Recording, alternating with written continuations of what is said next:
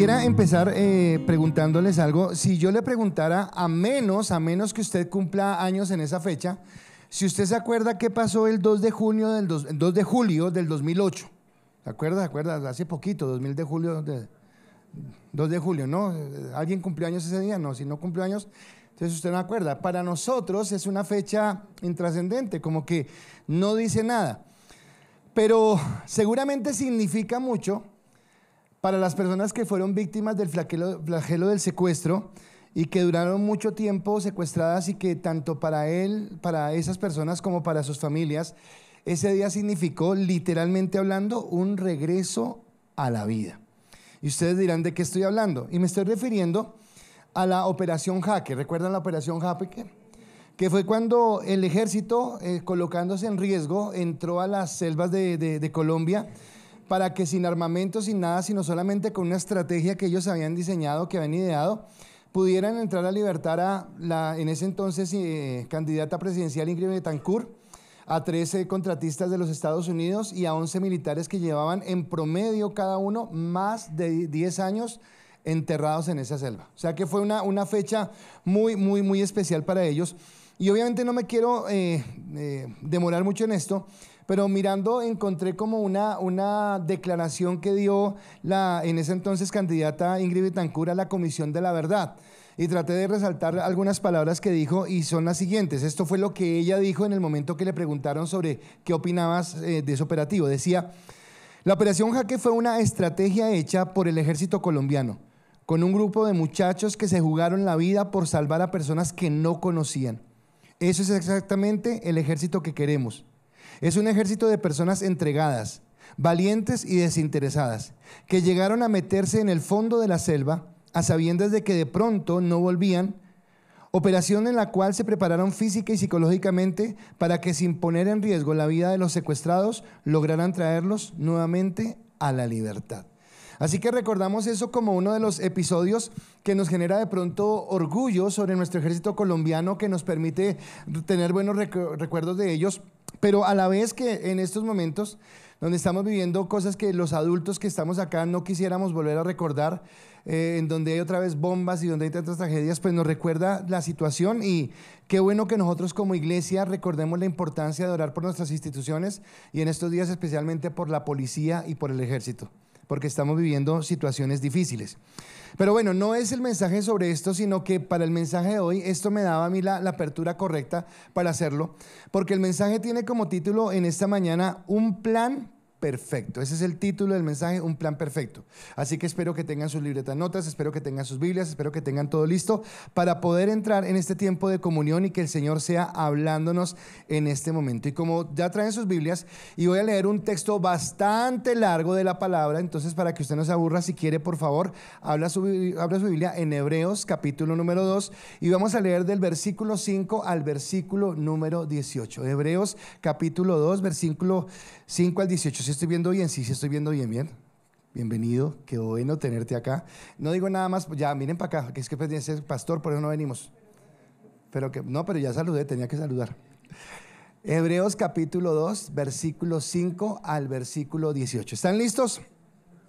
Voy a leer de la Nueva Traducción Viviente, pero usted me puede seguir en su Biblia, y dice la palabra: es más, no son los ángeles quienes gobernarán el mundo futuro del cual hablamos, porque en cierto lugar las Escrituras dicen: ¿qué son los simples mortales para que pienses en ellos?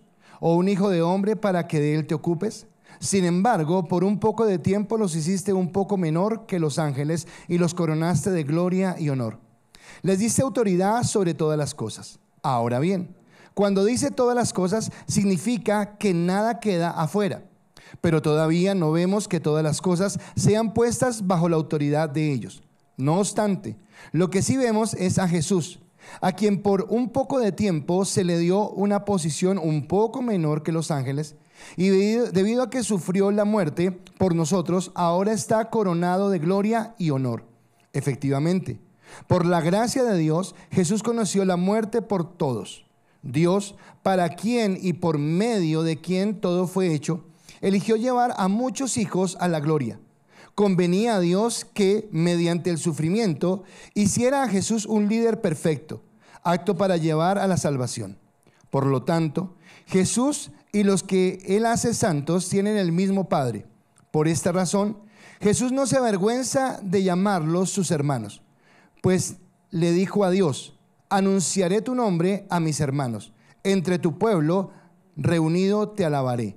También dijo: pondré mi confianza en Él, es decir, yo y los hijos que Dios me ha dado. Debido a que los hijos de Dios son seres humanos, hechos de carne y sangre, el Hijo también se hizo de carne y sangre, pues solo como ser humano podía morir y solo mediante la muerte podía quebrantar el poder del diablo, quien tenía el poder sobre la muerte. Únicamente de esa manera el Hijo podía libertar a todos los que vivían esclavizados por el temor de la muerte. También sabemos que el Hijo no vino para ayudar a los ángeles, sino que vino para ayudar a los descendientes de Abraham. Por lo tanto, era necesario que en todo sentido Él se hiciera semejante a nosotros, sus hermanos, para que fuera nuestro sumo sacerdote y fiel y misericordioso delante de Dios. Entonces podría ofrecer un sacrificio que quitaría los pecados del pueblo. Debido a que Él mismo ha pasado por sufrimientos y pruebas, puede ayudarnos cuando pasamos por pruebas. Amén. Cuando vuelvo a la operación Jaque y cuando yo la miro y cuando empiezo a examinar qué fue lo que ocurrió con esta estrategia que el gobierno diseñó, pues vemos que fueron hombres que diseñaron de tal manera este operativo que no utilizaron armas, que se expusieron ellos mismos yendo sin armas a un lugar inhóspito que no conocían, para entrar como ayudadores de paz y como personas periodistas a entrar a conocer cómo estaba el estado de las personas, y cuando ya estaban dentro poder someter a los secuestradores y sacar en libertad a los cautivos. Y obviamente cuando digo literalmente, para mí debe ser eso. Nunca he tenido una experiencia tan horrible como el secuestro, pero yo creo que después de estar 10 años metido en la jungla sin esperanza y sin nada, para ellos eso fue un día espectacular y un día que seguramente no van a olvidar para el resto de sus vidas. Pero así como el hombre fue capaz de diseñar ese plan, creo que Dios preparó un mucho mejor plan para nosotros, único y definitivo, que no nos liberta solamente en el área física, sino que ha traído a nuestra vida una libertad del pecado, un quitar el temor de la muerte y llevarnos a ver la gloria del Señor, quitando de nosotros la esclavitud. Así como este plan Jaque, como este operativo Jaque fue seguramente diseñado durante un buen tiempo. No fue que se les ocurrió hoy y mañana lo hicieron, sino que tuvieron que diseñar una estrategia. El plan de salvación al que nosotros tenemos beneficio por la gracia, por la bendición de Dios, fue algo que Dios diseñó desde antes de que todo pasara. Porque aun cuando el hombre mismo falla, ahí inmediatamente cuando ha fallado, Dios, hablando a la serpiente, le da a entender que hay un plan, que ya hay una redención para el hombre. Y Génesis capítulo 3 versículo 15 dice la palabra: y pondré hostilidad entre tú y la mujer, y entre tu descendencia y la descendencia de ella. Su descendencia te golpeará la cabeza y tú le golpearás el talón. Así que lo que acabamos de leer en esa lectura larga de Hebreos, lo que hace es como describirnos los parámetros, los principales puntos del plan de salvación. Y obviamente es tan denso que no quiero apresurarme ni correr y decirles o predicarles ya todo el texto. Así que esta enseñanza que tiene como título un plan perfecto, voy a separarla en 3 enseñanzas. Hoy es la primera, pero vienen 2 más en cuanto voy a hablar de ese plan perfecto. Entonces el plan perfecto, hoy vamos a hablar un plan perfecto concebido por el Padre, ejecutado por el Hijo. Pero seguramente en la siguiente charla vamos a hablar un plan perfecto porque Cristo hizo lo que nadie más podía hacer. Y en la última parte un plan perfecto llevado a cabo sin error. Así que espero que usted hoy quede así como muy, muy alerta, muy contagiado de la palabra, para que no quiera perderse las otras 2 partes de la enseñanza. Pero quiero empezar en esa primera parte. Entonces, un plan perfecto concebido por el Padre, ejecutado por el Hijo. Y lo primero que quisiera decir es cómo me sorprende y me alegra ver cómo en Dios, siendo Padre, Hijo y Espíritu Santo, los 3 Dios, los 3 santos, los 3 eternos, los 3 con los mismos atributos, los 3 con la misma autoridad, entre ellos hay una armonía tal que ellos no tienen conflicto entre sí mismos para poder ejercer la salvación que Dios tiene. sino que cada uno ha asumido una responsabilidad, cada uno ha asumido una posición en la cual estén trabajando. Entonces generalmente el Padre siempre es el que concibe. En la creación yo veo a un Dios pensando en un mundo, pensando en un universo, veo a un Dios, a un Cristo ejecutando la labor del Padre, y veo a un Espíritu Santo colocando su unción sobre todo lo que hay. Ahora acá en el plan de salvación también veo la misma situación, donde Dios el Padre concibe un plan de salvación para sus hijos, para nosotros que estábamos perdidos en delitos y pecados. Pero también veo a un hijo con la capacidad, la disposición, el amor y la obediencia para ejecutar ese plan, y veo a un Espíritu Santo apoyando y soportando todo lo que el hijo va a hacer, mostrando la armonía que hay en ellos.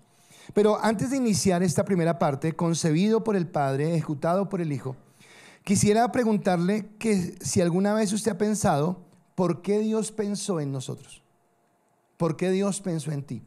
Y no lo digo como siempre lo hablamos, porque nosotros siendo pecadores. No, voy más allá. Aunque no fuéramos ni siquiera pecadores, ¿qué hizo que Dios pensara en ti? Uno de los pecados más graves que nosotros tenemos y con los que más luchamos es el pecado del orgullo. Somos soberbios y sentimos que muchas veces somos la última Coca-Cola en el desierto, que como nosotros no hay nadie. Pero la verdad es, somos tantos, tenemos algo de qué enorgullecernos. Si nosotros nos miramos acá en medio de nosotros, tal vez tendremos, algunos se sacarán pecho porque dirán, no, yo tengo más estudios, soy muy sabio. Otros sacarán pecho porque dirán, no, yo soy más exitoso en mis negocios, me ha ido bien y tengo tal cosa. Otros sacarán pecho porque tienen una habilidad especial en algo o en aquello. Pero al fin y al cabo, cuando nos comparamos con otras personas, venimos a hacer nada. Y cuando como seres humanos nos comparamos con el universo y con todo lo que hay, pues no somos nada. Cuando yo miro el universo, nosotros venimos a hacer algo insignificante, algo tan pequeño. Comenté algo esta mañana y quiero tomarlo porque no pensaba comentarlo, pero me sirvió. Pero esta semana pasó algo chistoso en mi casa. Estábamos en la casa, yo estaba creo que en el cuarto, no sé qué estaba haciendo. Y cuando yo escucho a mi esposa conversando con alguien, yo, ¿con quién habla mi esposa? Pues resulta que un 100 pies se metió en el apartamento. Y usted conoce a Yanni, entonces para que vean que fue Yanni, para que vean que no estoy inventando, entonces Yanni lo que dijo fue algo así como, ¿qué hace el loco? ¿Qué está haciendo acá? Se agachó, cogió una servilleta, lo levantó, salió a la jardinera, lo colocó en la jardinera y entró. Eso fue lo que hizo ella. Ahora, me llamó la atención porque, ahora espero que no me acusen de violencia a los animales, ni me sigan estigmatizando con que no quiero los animales, pero seguramente hubiera sido yo loco en la servilleta, lo espicho y lo boto a la basura, porque no me hubiera interesado. Pero mi esposa no, mi esposa lo levantó, le habló, lo llevó a la jardinera y lo dejó allá. Tuvo misericordia del 100 pies. ¿De acuerdo? Ahora, ¿qué la motivó a eso? No sé. Le dio ternura, lo que fuera. Pero independientemente que lo hubiera llevado a la jardinera o yo hubiera sido el que lo hubiera espichado, pues la vida del 100 pies no nos afecta en nada. Ni nos quita ni nos pone. Por favor, atienda esto porque usted dirá, ¿y para qué nos cuenta eso? Créame que no lo esperaba, pero esta mañana fue excelente para la prédica. No nos afecta en nada. Entonces vuelvo y le pregunto, ¿qué tenemos nosotros de especiales como para que un Dios tan grande, tan eterno y tan poderoso nos mire? Esa es nuestra arrogancia, donde nosotros queremos sentirnos que somos importantes o más que alguien. Pero en Santiago dice la palabra que la vida del ser humano en esta tierra es como la neblina de la mañana que aparece y luego desaparece. Si usted pensara en un hombre poderoso en la Biblia, si usted pensara en un hombre que logró muchos objetivos, obviamente aparte de Jesús, que logró objetivos, que vivió una vida próspera, que se vio, que todo el mundo lo admiraba, creo que sería inevitable dejar de pensar en Salomón. El rey Salomón, lleno de sabiduría, sus tronos venían de regiones lejanas a mirar su reino y admirarlo. Y resulta que este rey Salomón, que nosotros podríamos admirar, que podríamos decir, wow, este tipo realmente alcanzó las metas, alcanzó los propósitos, alcanzó lo que quería. Ese hombre que nosotros podríamos llegar a admirar, en el libro de Eclesiastés dijo lo siguiente, Eclesiastés capítulo 2, versículo 11, dijo: pero al observar, está hablando Salomón, pero al observar todo lo que había logrado con tanto esfuerzo, Vi que nada tenía sentido. Era como perseguir el viento. No había absolutamente nada que valiera la pena en ninguna parte. No, yo leí esto y dije, no, pero si eso dice Salomón, ¿qué podré decir yo? Si Salomón, con todo su poder, con toda su pompa, con todo lo que alcanzó. Y viene acá una pregunta, y es si el placer o las metas que nos trazamos en esta vida son malas. Y la respuesta es no, no son malas. Esta vida se compone de eso, de tener metas, de tener sueños, de tener esparcimiento, de tener momentos felices, de tener momentos alegres. Eso tiene que ver con la esencia de nuestra vida. Así que no es mala, pero el problema viene cuando nosotros enfatizamos solamente en eso, olvidándonos de la eternidad y entendiendo que Dios tiene un propósito aún mucho más grande. Y hoy yo quiero, ojalá el Señor me permita a mí tener la sabiduría y le dé a usted a través del Espíritu Santo la revelación para entender que la eternidad no solamente es llegar a un lugar donde, ay, sí tenemos la eternidad, sino entender que nuestra vida en ese propósito que tiene prolonga ese propósito hasta la eternidad. Hay un propósito eterno en lo que Dios nos ha dado. Entonces a veces nos quedamos tanto en la temporalidad, en este corto tiempo de vida que tenemos en esta tierra, que por quedarnos en este periodo corto de tiempo, enredándonos en las cosas que parecieran que nos dieran la felicidad, perdemos de vista esa eternidad gloriosa que tenemos en Dios, ese poder glorioso que tenemos en Dios. Y perdemos la esencia de esa eternidad que Dios tiene para nosotros, de la bendición que Dios tiene para nosotros. Ahora, esta condición hace que perdamos el rumbo, esa condición hace que nos enredemos y muchas veces que tengamos hastío, no sé si la palabra la entiende, hastío de las cosas que tenemos. Porque muchas veces hay cosas que nos gustan, pero cuando algo que nos gusta lo repetimos muchas veces, nos llega a cansar, ¿verdad? A mí me encanta el dulce. Pero si yo como todo el día dulce, llega un momento que ya no quiero más dulce, ya me va... Qué bueno compartir con una persona agradable, ¿verdad? Pero si esa persona agradable todo el tiempo está encima tuyo, ya, déjame respirar, quiero más. Qué bueno disfrutar de una película. Usted vio una película, le encantó la película y usted la vio una vez, la vio dos, la vio tres. Pero los que son papás y tienen esos niños pequeños que repiten la película, usted dice, ya me sé la película. Y ya se hastía. ¿Por qué? Porque en esta vida temporal todo cansa. No nos llegamos a la plenitud y nos hace perder de vista que hay algo más glorioso, que es la eternidad en Dios. ¿Cuántas veces se detiene usted a pensar en esa eternidad en Dios? Y creo que hoy cuando empezamos a hablar acerca de este plan, Dios, o por lo menos me lo mostró a mí, espero que se lo muestre a usted, es entender cómo es más amplio de lo que nosotros pensamos. Porque a veces limitamos al sacrificio de Cristo como que fue la cruz, nos perdonó los pecados y somos salvos y amén. Y ya, y parece que eso fuera todo lo que sucediera. Pero yo quiero que usted piense en el Dios en el que usted y yo hemos creído. Si ese Dios en el que creemos es tan simple. Y entonces lo que sería mi primer pensamiento es, somos más privilegiados que los ángeles. Somos más privilegiados que los ángeles. Ahora, si usted mira el texto en el que leímos, hay dos veces donde se repite la misma palabra y los hizo un poco menor que los ángeles. Y en la primera parte está hablando de nosotros como seres humanos y en la segunda parte está hablando de Cristo como el creador, que también dice que por un momento lo hizo menor que los ángeles. Ahora, ¿por qué hace esta referencia? Hemos venido hablando de la superioridad que tiene Cristo sobre los ángeles, todo lo que sigue, y como que el autor de Hebreos continúa en la misma línea, pero nos va a dar una revelación más fuerte de lo que está hablando. Ahora, todos fuimos creados. No hay nada que salga de la creación de Dios, no hay nada por encima de Dios, todo está por debajo de Dios. Entonces las montañas, el universo, las estrellas, las galaxias, las personas, los ángeles, el 100 pies que mi esposa recogió, todo es creación de Dios. Nada sale de su atmósfera. Así que cuando hablamos de los ángeles y cuando hablamos de los seres humanos, estamos hablando de dos grupos de seres que fueron creados por Dios. Nosotros seres humanos, los ángeles, seres angelicales, todos creados por Dios. Los ángeles de pronto podría uno pensar que tienen cierto grado de superioridad con respecto a nosotros porque ellos recibieron poderes especiales.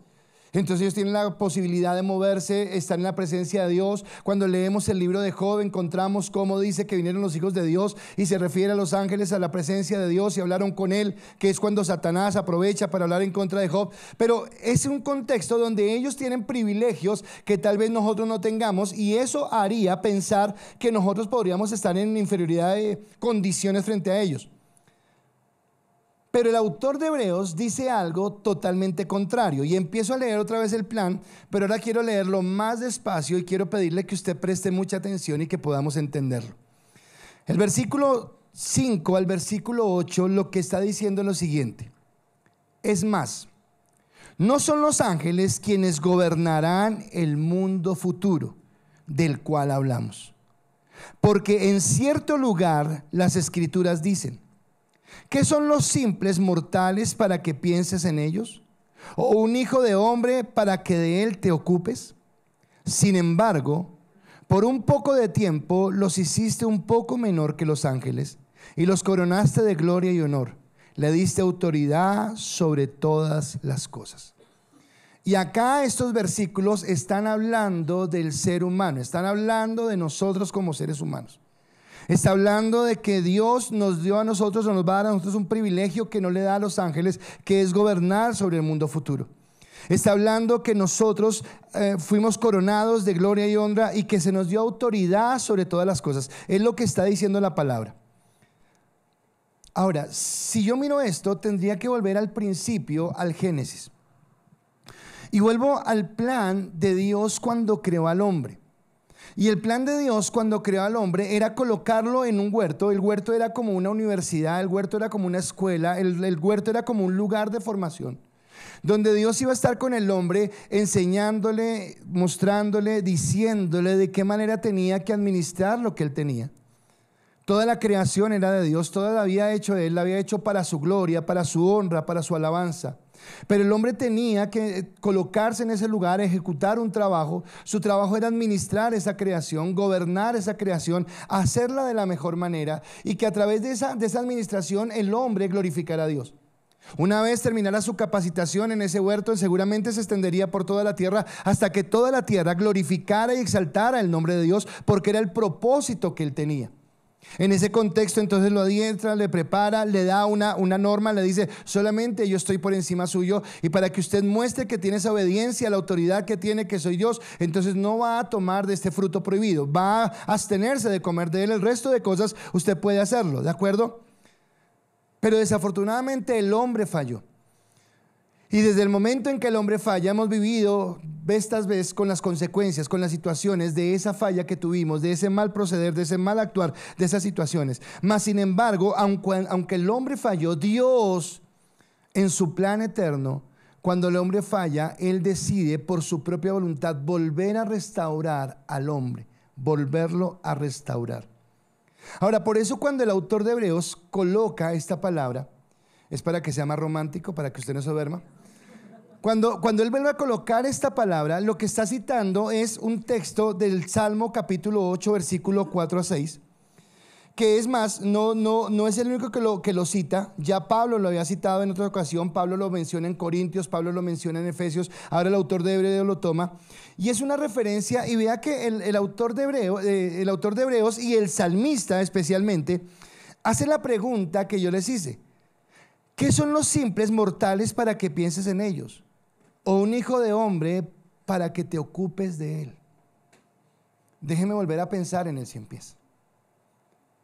Tal vez yo, ordinario, brusco, lo que sea, cojo y no me importa el cien pies. Lo cojo y lo boto a la caneca en la basura y no se me da nada. No voy a tener ningún cargo de conciencia, ningún remordimiento, porque para mí simplemente es que un insecto.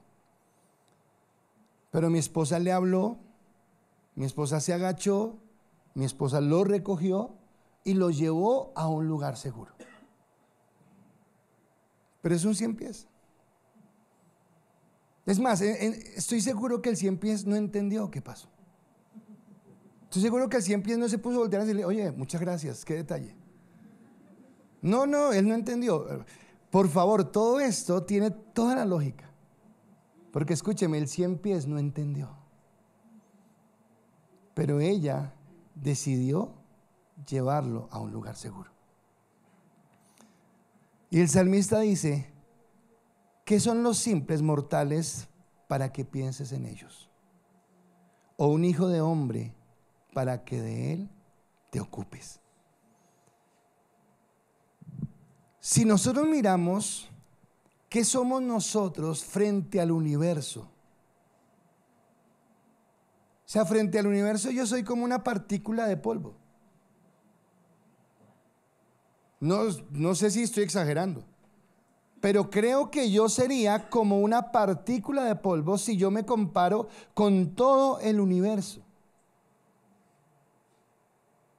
Acá en este espacio pequeñito nos conocemos por nuestro nombre, sabemos quiénes somos. En un espacio más amplio de pronto ya no nos conocerán tanto, pero si nos miran con toda la humanidad somos un número más. Eso es lo que es el ser humano. Y a veces tenemos unos orgullos. Ahora nos damos el gusto de decirle a Dios: pero Dios, ¿qué te pasa conmigo? O sea, yo no recuerdo al 100 pies diciéndole: Señor, ¿usted por qué me quería matar? No. O sea, si yo lo hubiera querido matar, lo mato. Si mi esposa lo quiso salvar, ella lo salvó, pero ¿fue voluntad de ella o fue voluntad mía?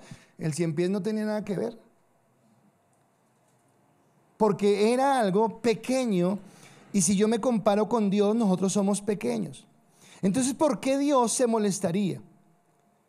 Ahora, me llama más la atención porque usted sabe que también los ángeles fallaron. Dice que la tercera parte de los ángeles se fue con Satanás y ellos se rebelaron contra Dios.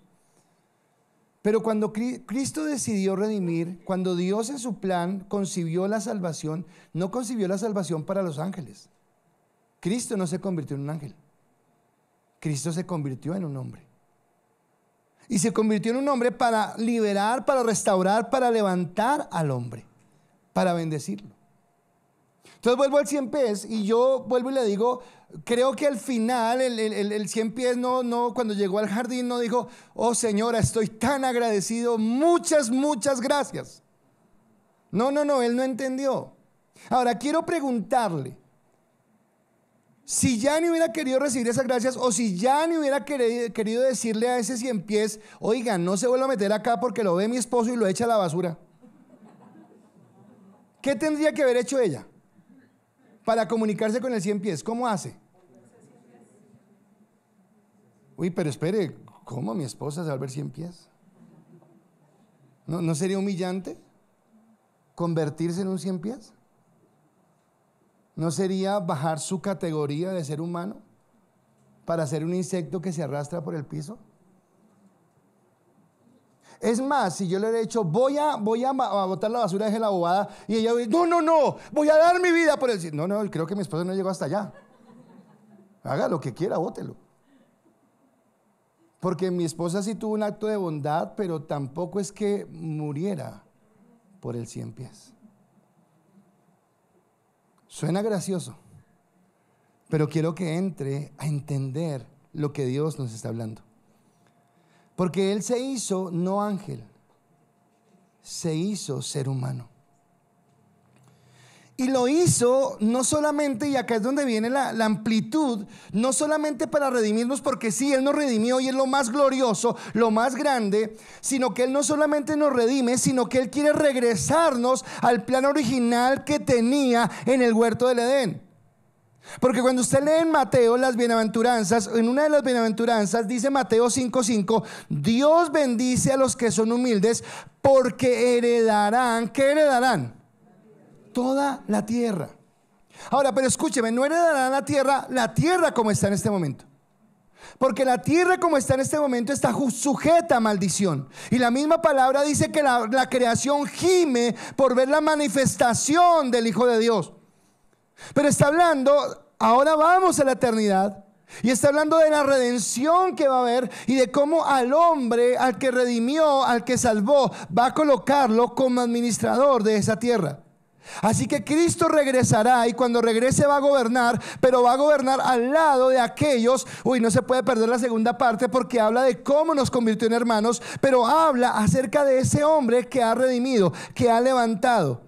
Ahora, cuando nosotros hablamos de que Dios es amor y que el evangelio es amor, sí, claro, Dios es amor y el evangelio es amor. Pero mi pregunta para mí, no es para usted, es para mí: ¿entenderé yo la dimensión de ese amor? ¿Alcanzaré a comprender la magnitud de ese amor con el que Dios me ha amado? ¿Alcanzaré a entender la grandeza de ese amor, de esa misericordia que Él mostró para que yo pudiera entenderlo? Así que esta es la primera parte. Nos hizo superior, nos dio un privilegio mejor que el que tienen los ángeles, porque no vino a morir por los ángeles, vino a morir por nosotros como seres humanos. Pero mi segundo pensamiento es: Cristo vino a restaurar lo que Adán destruyó. Cristo vino a restaurar lo que Adán destruyó. Entonces, en el Salmo 8 nuevamente nos habla de cómo nosotros tendremos una condición gloriosa en el Señor, en lo que Él va a hacer. Pero es evidente que nosotros no la tenemos aún. La última parte del versículo que leímos en el texto decía, la última parte: los coronaste de gloria y honor y les diste autoridad sobre todas las cosas. Está hablando del ser humano, que le dio autoridad sobre todas las cosas. Pero si yo miro, hoy no tenemos autoridad sobre todas las cosas. Más que nunca estamos viviendo tiempos críticos, donde no solamente en Colombia, en el mundo entero hay una inestabilidad tan tremenda, donde escuchamos de guerras, de rumores de guerra, de situaciones que se arreglaron, que ya no se arreglaron, que hoy se quieren, que mañana no se quieren, que hoy hicieron las paces, que mañana se atacaron. Donde en nuestro mismo entorno vemos traiciones, vemos pugnas, vemos peleas, vemos contiendas. Donde la inmoralidad está rampante en todo lugar. Donde vemos que ya no hay pudor, ya no hay santidad, ya no hay nada, donde todo el mundo está desordenado. Así que aunque dice que nos va a sujetar todas las cosas, no lo ha hecho aún, no lo vemos, porque aunque Él nos va a dar el gobierno de su creación otra vez, aún no lo vemos. Y la pregunta es: ¿por qué? Y obviamente es porque el pecado sigue allí rondando. Pero en el versículo 8, en la segunda parte de Hebreos 2, dice: ahora bien. Y acá vuelve y repite la estrofa de que lo ha hecho menor. Cuando dice todas las cosas, significa que nada queda por fuera. Está hablando de los seres humanos y de todo lo que Dios nos va a dar a gobernar. Pero todavía no vemos que todas las cosas sean puestas bajo la autoridad de ellos. ¿Y por qué no lo vemos? Por lo que acabo de decir del pecado. Así que a pesar de la superioridad de los ángeles, Dios le ha dado un lugar de preeminencia al hombre. Dios le ha dado un lugar de bendición al hombre. Nosotros estamos llamados para estar en ese lugar de ejercer la autoridad. Pero el plan original de Dios entonces tenía que ver con que nosotros éramos administradores. Quiere decir que cuando Dios restaure nuestra vida con Dios, no solamente nos va a volver a la comunión, sino nos va a dar otra vez el lugar de preeminencia que teníamos. ¿Y cuál era ese lugar que tenía? Génesis capítulo 1, versículo 26 al versículo 28. Cuando lea, tengan en cuenta cuántas veces voy a nombrar la palabra reinar o reinado o algo similar. Dice: entonces dijo Dios, estoy hablando del Génesis al principio: hagamos a los seres humanos a nuestra imagen para que sean como nosotros. Ellos reinarán sobre los peces del mar, las aves de los cielos, los animales domésticos, todos los animales salvajes de la tierra y los animales pequeños que corren por el suelo. Así que Dios creó a los seres humanos a su propia imagen, la imagen de Dios lo creó, hombre y mujer los creó. Luego los bendijo con las siguientes palabras: sean fructíferos y multiplíquense, llenen la tierra y gobiernen sobre ella, reinen sobre los peces del mar, las aves de los cielos y todos los animales que corren por el suelo. Ahora, Dios, en el principio, el plan de Dios era que nosotros pudiéramos, a través de los talentos, a través de las habilidades, a través de las capacidades que teníamos, glorificar a Dios. Escúcheme, si nosotros hemos crecido, o si crecido tanto en avances tecnológicos y en diferentes áreas, es porque nosotros, creados a imagen y semejanza de Dios, tenemos una capacidad o una imagen de Dios, que es la creatividad. ¿De acuerdo? Ahora esa creatividad está limitada por causa del pecado. Pero cuando usted ve lo que el hombre ha podido hacer en la música, es porque Dios le ha dado la creatividad. Cuando usted ve lo que el hombre ha podido hacer en la ingeniería, construyendo grandes mega obras y todo lo que hay, es por la capacidad o el talento que Dios le ha dado. Cuando vemos el avance que Dios ha tenido en la medicina, lo ha tenido porque Dios le ha dado la creatividad y porque Dios le ha dado el entendimiento para saber cómo funcionan las cosas y para saber cómo desarrolla, porque hace parte de que usted y yo fuimos creados a imagen y semejanza de Dios, y siendo creados a su imagen y semejanza, hemos podido desarrollar los avances que tenemos. Pero estoy seguro que no hemos avanzado todo lo que Dios quisiera porque hay algo que nos impide seguir avanzando y se llama el pecado. Y me llama la atención, esta mañana recordaba una de las prédicas, de las primeras prédicas que dio el pastor Víctor, y en él hablaba acerca de la historia de la música y hablaba de cómo la música iba evolucionando, pero algo que me llamó la atención es que él decía que en la historia de la música los primeros compositores componían canciones que fueran dirigidas a Dios, que fueran dirigidas a exaltar a Dios, pero poco a poco estos grandes maestros fueron apartándose de Dios y fueron dándole más énfasis al hombre, más énfasis al ser humano, más énfasis al yo. Y si usted mira, eso que pasa en la música es lo que pasa en toda la creación, que cada vez queremos alejarnos más de Dios, ser más independientes y vivir más a nuestra manera, y esa a la postre viene siendo nuestra desgracia, esa a la postre viene siendo nuestro dolor, eso a la postre viene siendo lo que nos humilla para no alcanzar el propósito de lo que Él quiere.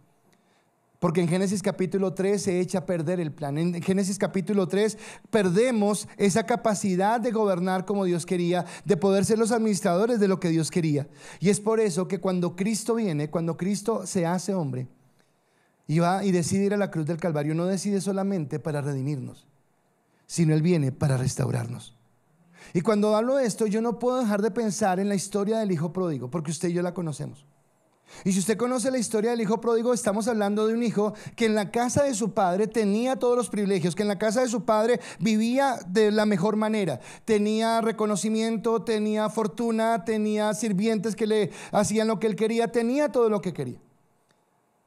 Pero un día él endurece su corazón. Un día este hijo pródigo quiere ser independiente de su padre, quiere vivir una vida por fuera de la voluntad de su padre.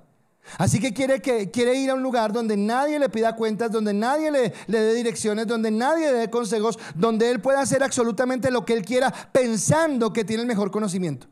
Así que pide su herencia, se va a vivir, y dice la palabra que vive perdidamente. No sé cómo vive, no voy a entrar a especular qué hizo, qué dejó de hacer, pero la palabra sí dice que fue a vivir perdidamente. Ahora, viviendo perdidamente, dice que él malgasta su herencia, queda en la ruina y está mal. Ahora, hay cosas que usted tiene que entender el contexto para que lo pueda comprender mejor. Para los judíos, los cerdos son animales impuros, al tal punto que no es que no siquiera los consuman, sino que no los tienen. Ellos no tienen cerdos, es un animal impuro. Pues resulta que este joven de la parábola, después de que queda sin nada, tiene que ir a vivir a un lugar extranjero por fuera de su tierra y tiene que ir a apacentar cerdos. Quiere decir, en otras palabras, que este hombre no podía caer más bajo. La consecuencia de la decisión que había tomado, la consecuencia era tener la humillación de ir a hacer lo que no quería, de romper sus principios, de corromper sus valores, de contaminar su vida para alcanzar algo que pudiera por lo menos comer.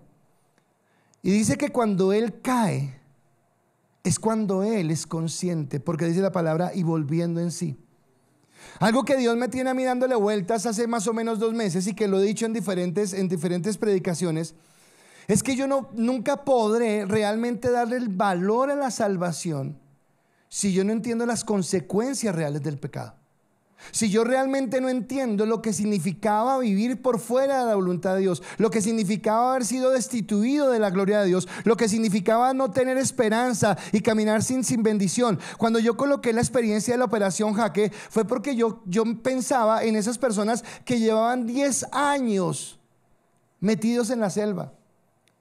Porque de pronto la primera noche usted está esperando que alguien llegue y lo salve, de pronto la segunda noche, de pronto el primer mes, de pronto el primer año, de pronto los primeros 2 años, usted espera que alguien llegue y lo salve.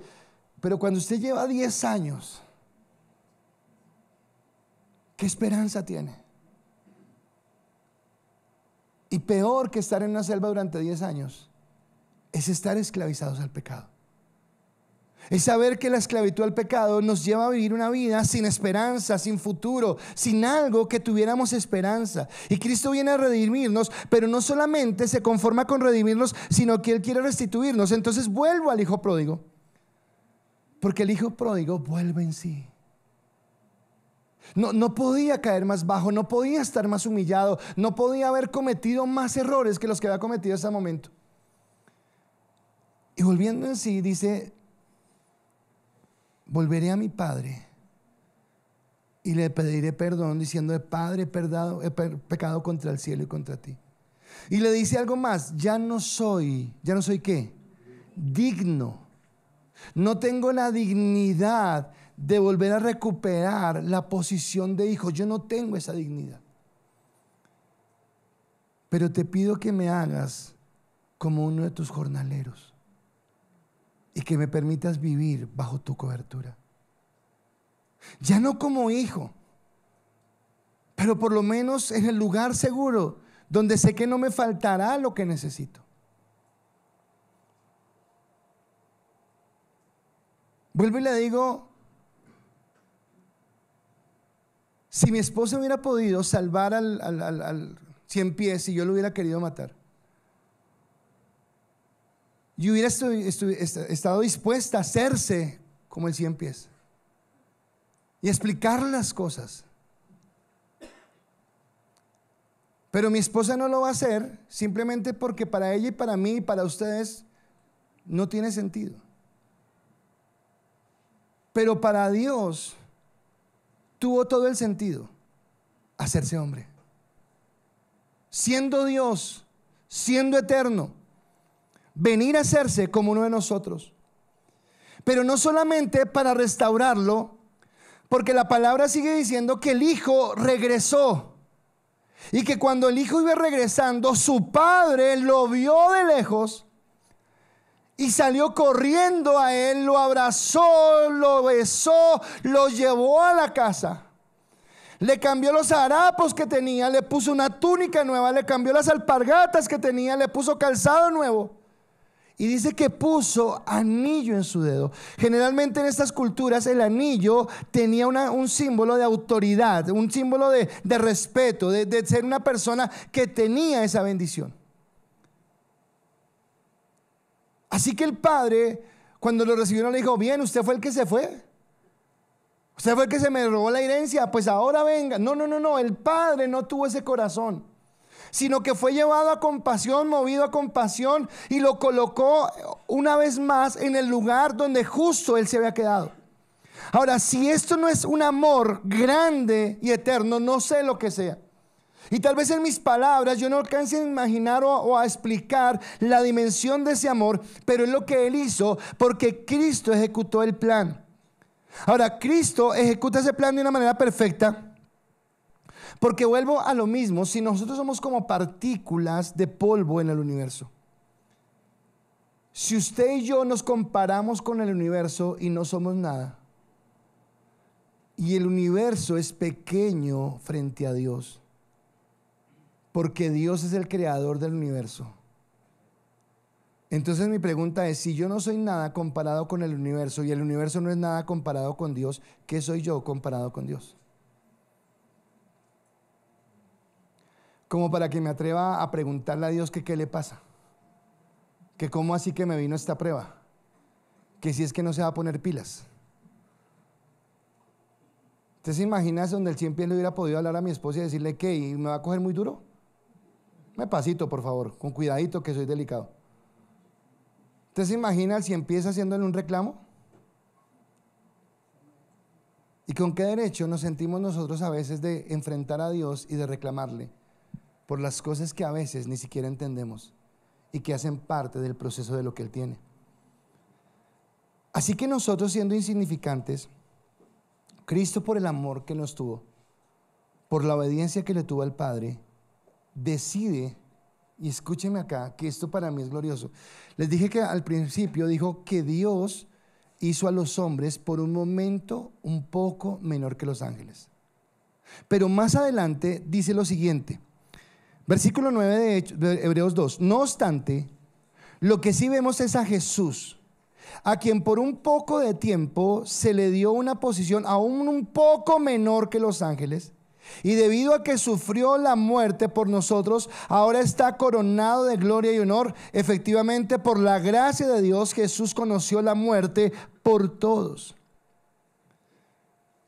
Juan capítulo 1, versículo 1 en adelante dice: en el principio era el verbo, y el verbo era con Dios, y el verbo era Dios.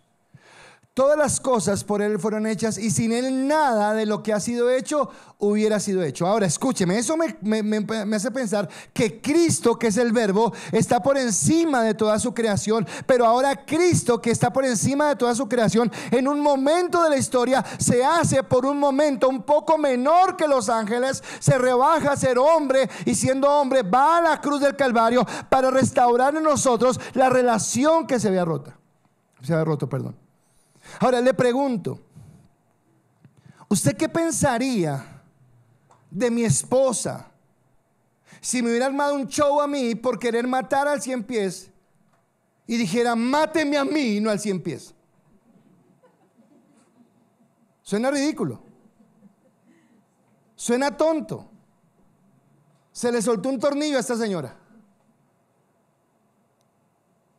Pero Cristo, el creador de todo cuanto existe, se colocó por debajo de su creación y estuvo dispuesto para redimir esa creación, de ir a la cruz del Calvario y restaurarnos y salvarnos. Por eso Filipenses capítulo 2, donde habla de la humillación y la exaltación de Cristo, empieza diciendo, haya pues en vosotros el mismo sentir que hubo en Cristo Jesús, el cual siendo en forma de Dios no estimó de eso como cosa que aferrarse, sino que se humilló hasta la muerte, haciéndose obediente. Versículos 6 en adelante, 5 en adelante dice, por lo cual Dios lo exaltó hasta lo sumo y le dio un nombre que es sobre todo nombre que confesará toda lengua y persona delante de que se doblará toda rodilla, porque no hay un nombre como el nombre de Cristo, pero Él lo logró cuando por amor a la humanidad se humilló por nosotros. Así que cuando vemos la cruz del Calvario y cuando miro a ese Cristo allí en esa cruz del Calvario, estoy encontrando al máximo, escúcheme, al máximo representante del ser humano. Porque éramos nosotros los que merecíamos el castigo, pero fue Él el que decidió restaurarnos, rescatarnos y bendecirnos. Así que dice que Él se encarnó. ¿Y qué es que se encarnó? Que se hizo hombre. Recuerde que para usted es una locura que yo le diga que mi esposa se haga 100 pies para salvar a un 100 pies. No es una locura que un Dios eterno, santo, glorioso y omnipotente, omnisciente, poderoso, se haya hecho hombre. Pero Él se hizo hombre para ser uno de nosotros. Así como nosotros somos carne y sangre, Él se hizo carne y sangre. Pero no solamente se encarnó, sino que Él también fue a la cruz. Y cuando Él fue a la cruz del Calvario, ese lugar que usted vea en la cruz, ese lugar que Él está ocupando, pues ese no era el lugar de Él. Ese era su lugar y era mi lugar. Era el lugar que nos correspondía a nosotros. Nosotros deberíamos estar ahí por nuestra transgresión, por nuestro pecado, por nuestra maldad. Pero Él tomó ese lugar en ese plan perfecto. Recuerda que Ingrid Betancourt dijo, y estos hombres hicieron un plan donde la vida de los secuestrados no corriera peligro. ¿A usted no le parece increíble que Dios asuma toda la culpa y toda la responsabilidad de nuestros pecados? ¿A usted no le parece que es mucho amor el que, sabiendo que he fallado, que Dios mismo tome sobre sí mismo el pecado? Y dice que después de que Él se encarna, después de que es sacrificado, Él obtiene la victoria sobre el pecado. El pecado es lo que nos esclaviza, y obtiene la victoria sobre la muerte, y la muerte es lo que nos atemoriza. Si hay dos cosas en el hombre que no le dejan avanzar, una es la esclavitud del pecado, la otra es el temor a la muerte. Y sobre el pecado y sobre la muerte, Cristo gana la victoria. Porque Él destruyó la esclavitud, porque Él nos bendijo y ahora está en esa bendición. Y nos dice primera de Juan capítulo 4 versículo 10, en esto consiste el amor verdadero. Vuelve a la palabra amor. No en que nosotros hayamos amado a Dios, sino que Él nos amó a nosotros y envió a su Hijo como sacrificio para quitar nuestros pecados. ¿Por qué salvó a mi esposa al 100 pies? ¿Le picó el 100 pies el ojo a mi esposa? ¿Le dijo algo bonito? ¿Hizo algo el 100 pies que mereciera que mi esposa tuviera compasión de él?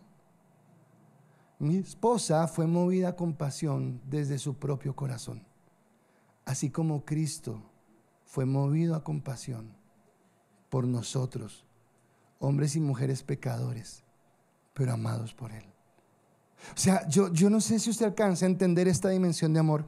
Yo no sé si usted alcanza a comprender que no fui yo quien amó a Dios, no fui yo quien busqué a Dios, no fui yo quien le di la oportunidad a Dios. Fue Dios quien me amó a mí. Fue Dios quien se acercó a mí.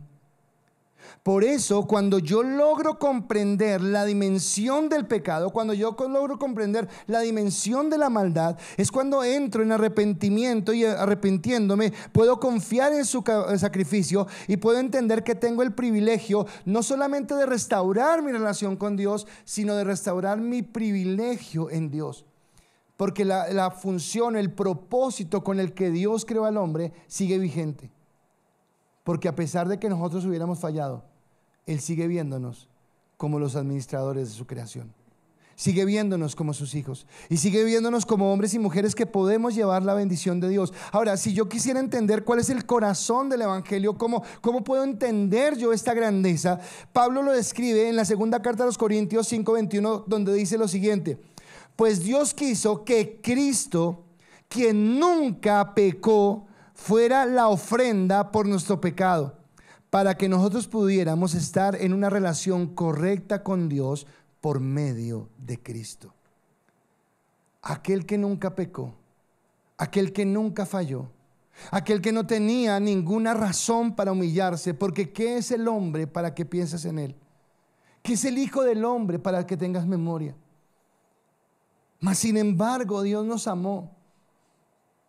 Y acá esta enseñanza rompe nuestro orgullo, rompe nuestra vanidad, rompe nuestra pretensión de pensar que nosotros tenemos algo que exigirle a Dios, cuando todo lo que hemos recibido de Dios es su gracia, es su amor, es su bondad y es su misericordia. Así que nuestro pecado en el jardín del Edén fue el que hizo no solamente que fuéramos expulsados del jardín del Edén, que rompiéramos nuestra comunión con Dios, que perdiéramos esa intimidad que teníamos con Él, sino que también perdiéramos de vista el propósito, el ser gobernadores, el poder gobernar para la gloria de Dios. Hoy alguien me hizo una pregunta en la clase y la pregunta era genuina, pero yo veía algo en esa pregunta genuina, porque era una de las personas más jóvenes de la clase. Y la pregunta que ella me hacía tiene que ver con lo que hay en nuestro corazón. Porque esa pregunta era, o sea que nosotros el propósito es glorificar a Dios y no más. Y aunque parece, ay, pero pues claro, pero le pregunto a usted, ¿usted sí entiende que su propósito es glorificar a Dios y no más? Pero glorificar a Dios no como a veces pensamos en el Apocalipsis, entonces, y diciendo todo el día santo, santo, santo. No. En la eternidad seguramente tendremos propósito. En la eternidad seguramente tendremos trabajo. En la eternidad seguramente desarrollaremos un montón de cosas que Dios nos va a encomendar que hagamos. Pero todo lo que hagamos en la eternidad va a ser para la gloria, para la honra del Dios único, santo y eterno, al cual le merecemos la vida y al cual merece siempre la gloria y la honra y la alabanza por siempre. Solamente la merece. Nadie más la merece. Y a eso es a lo que nos llama. Así que Dios quiere que nosotros entendamos que nuestra vida ahora ha sido rescatada por Dios, y lo que era imposible, escúcheme, así como en la operación Jaque, estas personas secuestradas habían perdido toda ilusión, habían perdido toda esperanza, no tenían algo que los llevara a creer que un día iban a ser liberados. Pero unos soldados que ni los conocían, de la nada arriesgan su vida para ir a la selva. Cristo se humilló y vino y se metió en la cloaca del pecado, que es nuestra vida, y llevó nuestro pecado a la cruz del Calvario y nos rescató para restaurarnos y para bendecirnos. Ese es el plan perfecto, y es un plan que fue concebido en el corazón del Padre por el amor que nos tiene, y que fue ejecutado por el Hijo para rescatarnos y levantarnos.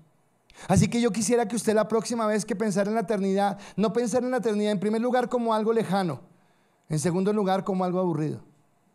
Usted y yo tenemos el privilegio de saber que estas cosas primeras pasarán y que estaremos eternamente con Dios, adorándole, glorificándole y exaltándole, pero viviendo una vida plena conforme a lo que Él ha querido, lo que Él ha decidido. Somos privilegiados haber sido amados por Dios, al haber sido escogidos por Dios para caminar en su gracia.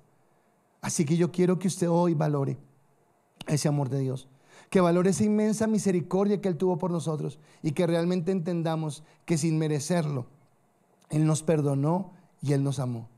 No fuiste tú el que amó a Dios, fue Dios el que te amó y el que te buscó.